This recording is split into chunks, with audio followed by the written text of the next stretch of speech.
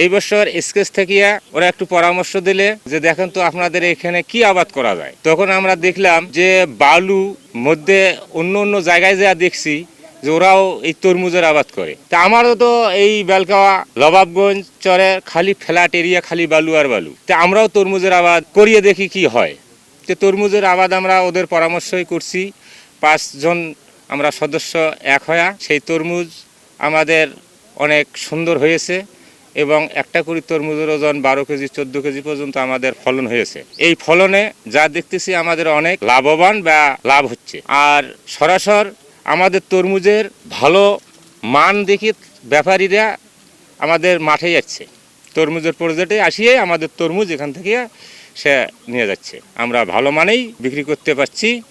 তা আমাদের একটু ডাল সিজনে ওদের পরামর্শ দিয়ে আমাদের আর কি করতে আর কি একটু ডাল সিজন হয়েছে। কিন্তু আরও একটু যদি আগুরভাবে আমরা করতাম তাহলে জ্যৈষ্ঠ মাসের মধ্যেই এই তরমুজ বিক্রি করলে আরও ভালো মানে আমরা পয়সা পাইতাম। আমাদের এলাকায় আগে তরমুজ চাষ হতো না, বালু জমি এমনিতে পড়ে থাকতো।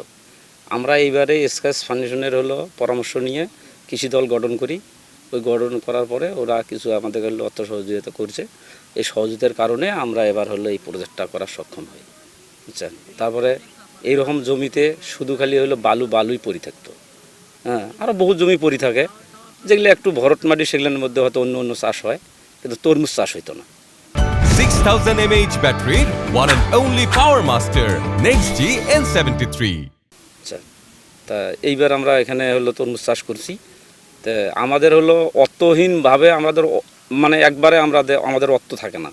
আমরা চরে এই জন্যে এইসব আবাদ করতে পারি না, অর্থ লাগে। তো আমাদের যা মনে করেন যে তা অর্থর কারণে আমরা করতে পারি না।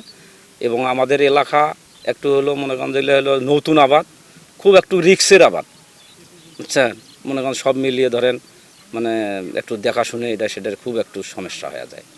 যার কারণে আমাদের এলাকা মানে যৌথভাবে করা লাগে। যৌথভাবে করলে, এককভাবে করলে তখন আমরা তো একাই আর কি আগ্রানটা সম্ভব হয় না, তাতে অনেক রিস্ক হয়ে যায়। এই কারণে আমরা যৌথভাবে করছি। তরমুজের ফসল আমাদের খুব ভালো হয়েছে। আমরা নতুন ফসল করছি, জীবনে করি নাই। এই চরাঞ্চলের জমিগুলো পড়ে থাকতো, তাহলে এই জমিটা আমাদের ফসল হয়তো বন্যার আগে উঠে আসবে ঘরে।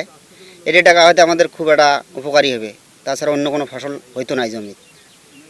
যাই হোক, আমরা নতুন হিসাবে যতটুকু সাপোর্ট পাইছিলাম একটু নমল হয়েছিল। নমল হওয়ার কারণে আমরা বাজারটা হয়তো একটু কম পাইলাম। বাজারটা 1500 টাকা 1600 টাকা ছিল, এখন আর কি 1200 1000 টাকা এইরকম চলছে বাজার।